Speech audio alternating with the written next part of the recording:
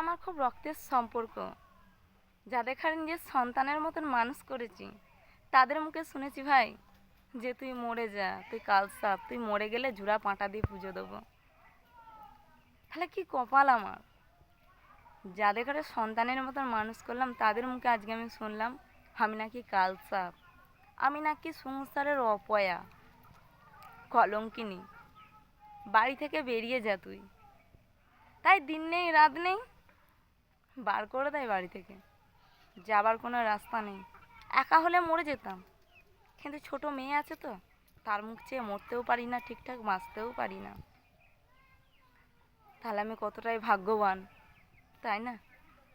লোকে ভাবে একটা মেয়ে বাড়িতে থাকলেই সে নাকি নষ্টা। তার উপরটা তো দেখছেন, তার ভেতরটা একটু কি তলিয়ে দেখেছেন যে কী কারণে নষ্টা হলো? কেনাই বা নষ্টা বলে? বাড়িতে থাকলেই সে নষ্ট?